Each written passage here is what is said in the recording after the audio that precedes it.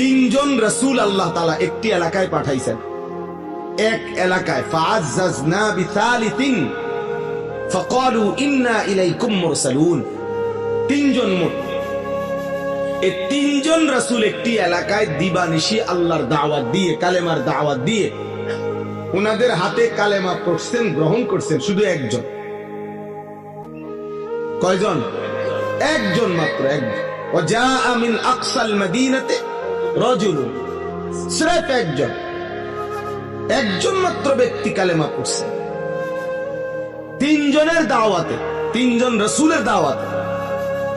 তাইলে ইনারা এই তিনজনের দাওয়াত মাত্র একজন গ্রহণ করলো, তাহলে ওনারা ব্যর্থ?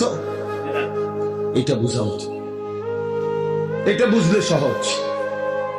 এজন্য সংখ্যা কোনো বিষয় না, মহান আল্লাহ পাক রব্বুল আলামিন গ্রহণ করলো কিনা সেটা বড় বিষয়।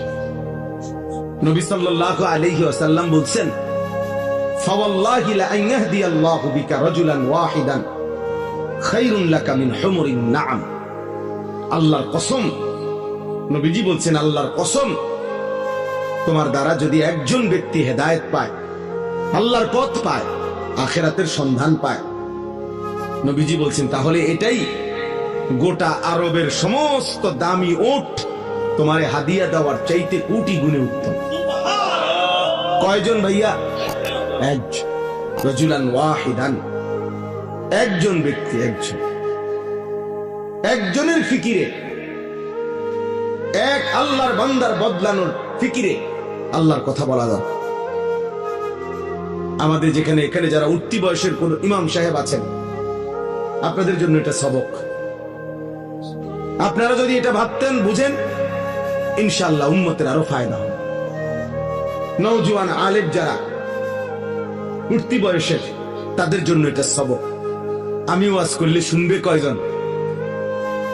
হ্যাঁ, আমার ওয়াজ শুনবে কয়জন? না, এটা তো আপনারা বলে নাই, আপনারা তো কোনো সংখ্যা বাইদা দেয় নাই কোরআন সুন্নাতে যে 50 জনের কম হইলে ওয়াজ শুরু করবা না, সাবধান, কবিরা গুনাহ। কথা বলেন না।